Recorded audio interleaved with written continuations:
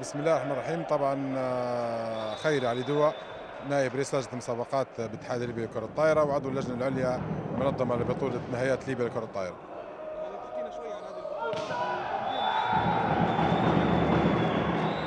طبعا البطولة هذه تعتبر نهائيات بطولة ليبيا لكرة الطائرة رجال. طبعا ترشح على كل منطقة. طبعا المسابقات قسمت ليبيا إلى 3 مناطق، منطقة 1 و2 و3.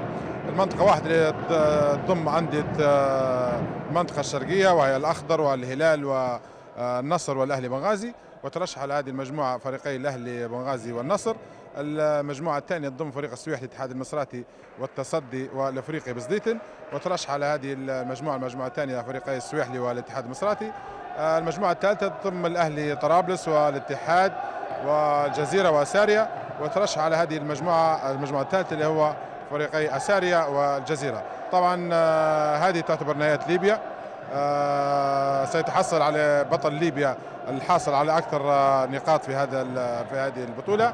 طبعا كلجنة مسابقات حددنا الترتيب الأول والثاني والثالث حيشاركوا دولية، حيمثلوا ليبيا في المحافل الدولية. الترتيب الأول حيمثل ليبيا في البطولة العربية والأفريقية. الترتيب الثاني بصحبة الترتيب الأول حيشارك في البطولة الأفريقية، والترتيب الثالث بإذن الله حيمثل ليبيا صحبة الفريق الأول أيضا في البطولة العربية بإذن الله. بإذن الله حتكون المباراة النهائية يوم الجمعة. طبعا انطلاقها اليوم مباراة التي تجري أحداثها اليوم هي فريق الاتحاد المصراتي والجزيرة، يليها مباراة الأسارية والأهلي بنغازي، وثالث مباريات هذا اليوم السويحلي يلتقي النصر بنغازي. النهائي إن شاء الله حيكون يوم الجمعة، حيكون هناك يوم راحة بعد 3 مباريات، حيكون إن شاء الله يوم الأربعاء راحة لجميع الفرق. نستأنف الدوري يوم الخميس. المباراة النهائية أو آخر مباريات اللي هي مباراة 3 حيكون إن شاء الله يوم الجمعة القادم بإذن الله.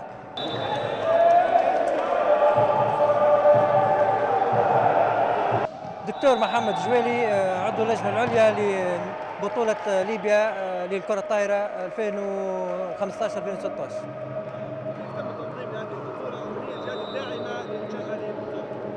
طبعا بالتأكيد نشكر أسرة قناة ليبيا بانوراما على حضورهم ومتابعتهم لفعاليات هذه النهائيات للبطولة الليبية للكرة الطائرة في نسختها 41.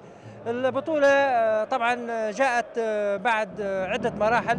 أولا كان هناك اجتماع بين الاتحاد الليبي للكرة الطائرة وكذلك مندوبي فرق الدرجة الأولى، وبالتالي تمت هناك اتفاق على عدة بنود، من بينها أن تكون المشاركة اختيارية، وكذلك عدم وجود هبوط للدرجة الأدنى بالنسبة لهذه البطولة في نسخة استثنائية لهذا الموسم نظرا لما تمر به البلاد من عدة ظروف كانت.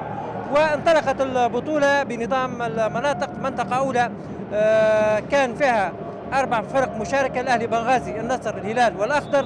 تم اعتذار الهلال والأخضر عن المشاركة، ثم ترشح مباشرة دون خوض تصفيات فريق الأهلي بنغازي وكذلك النصر.